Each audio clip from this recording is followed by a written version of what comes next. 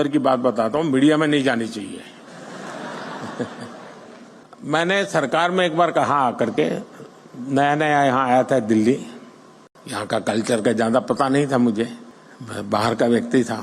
मैंने सरकार से कहा, मैंने कहा ऐसा करो भाई, तुम्हारे यहाँ ऐसे प्रॉब्लम डिपार्टमेंट में जो लंबे समय से अटके पड़े हैं, लटके पड़े हैं, तुम लोग कोशिश कर रहे हो लेकिन सॉल्यूशन नहीं आ रहा है, ऐसे आइडेंटिफाई करो। मैं देश के नौजवानों को एक प्रॉब्लम दूंगा, उनको कहूंगा हैकेथॉन करो और इसका मुझे सॉल्यूशन दो। ये जो मैं सरकार में एक काम करता हूं, थोड़ा अंदर की बात बताता हूं, मीडिया में नहीं जानी चाहिए।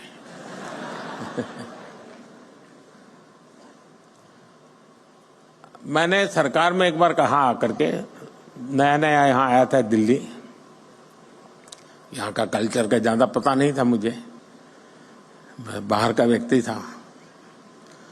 मैंने सरकार से कहा, मैंने कहा ऐसा करो भाई, तुम्हारे यहाँ ऐसे प्रॉब्लम डिपार्टमेंट में जो लंबे समय से अटके पड़े हैं, लटके पड़े हैं, तुम लोग कोशिश कर रहे हो लेकिन सॉल्यूशन नहीं आ रहा है, ऐसे आइडेंटिफाई करो। और मैं देश के नौजवानों को एक प्रॉब्लम दूंगा, उनको कहूंगा हैकेथॉन करो और इसका मुझे सॉल्यूशन दो। तो खैर, हमारे बाबू लोग तो बहुत बहुत पढ़े लिखे लोग रहते हैं। तो साहब उसको कोई जरूरत नहीं, हमारा 20-20 साल का अनुभव है। अरे मैंने कहा यार भाई क्या जाता है। शुरू में मुझे बहुत रेजिस्टेंस था, क्योंकि कोई मानने को तैयार नहीं था कि हमारे यहाँ कुछ अटका हुआ है, हमारे यहाँ कुछ लटका हुआ है, हमारे यहाँ रुका हुआ, कोई कहे हमारे सब नहीं साहब, सब बहुत बढ़िया चल रहा है। अरे मैंने कहा भाई बढ़िया चल रहा है तो भी तो दो, वैल्यू एडिशन होगा। अच्छा नहीं होगा तो वो देखेगा कि क्या बढ़िया है, जाने दो ना बाहर। खैर बड़ी मुश्किल से सब डिपार्टमेंट ने मुझे, मैं बहुत पीछे पड़ गया तो निकाल करके दिया कि साहब ये एक समस्या है, ये तो टोटल लगाया तो करीब 400 निकली। अब वो तो शायद मुझे लगता है 0.1% भी नहीं बताया होगा। मैंने देश के नौजवानों का हैकेथॉन किया और उनको समस्याएं दे दी। मैंने कहा इसका सॉल्यूशन लेके आओ। आप हैरान हो जाएंगे जी, इतने बढ़िया सॉल्यूशन दिए उन्होंने, वे आउट दिए उन्होंने, और करीब 70-80% आइडियाज उन बच्चों के सरकार ने अडॉप्ट कर लिए। साथियों, भारत आज अगर ग्लोबल स्टार्टअप स्पेस के लिए नई उम्मीद, नई ताकत बनकर उभरा है, तो इसके पीछे एक सोचा समझा विजन रहा है। भारत ने सही समय पर सही निर्णय लिए, सही समय पर स्टार्टअप्स को लेकर काम शुरू किया। अब ये समिट तो आप लोगों ने बहुत बड़ी मात्रा में ऑर्गेनाइज की है, लेकिन जब ये शब्द भी का स्टार्टअप नहीं हुआ था, उस समय मैंने एक समिट की थी विज्ञान भवन में। बड़ी मुश्किल से आधा सभागृह भरा था, पीछे भी जैसे सरकार करती है जगह हमने भर दी थी। ये अंदर की बात है, बाहर मत बताना।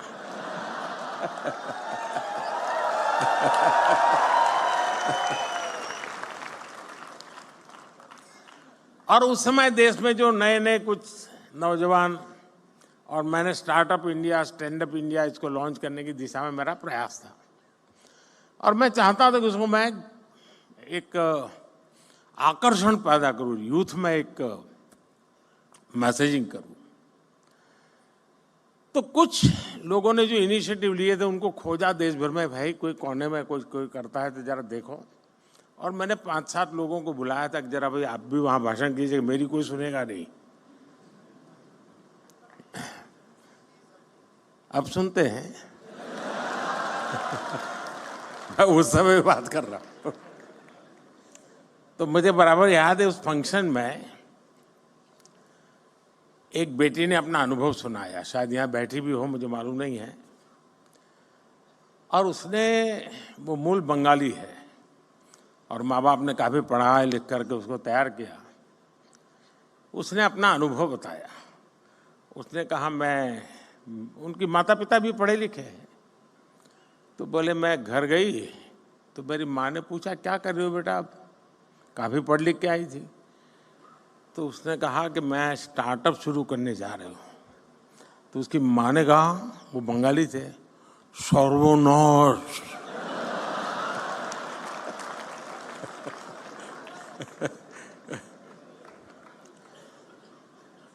बोले सर्वनाश यानी स्टार्टअप यानी सर्वनाश। वहां से शुरू हुई यात्रा, इसका एक सैंपल यहां नजर आ रहा है।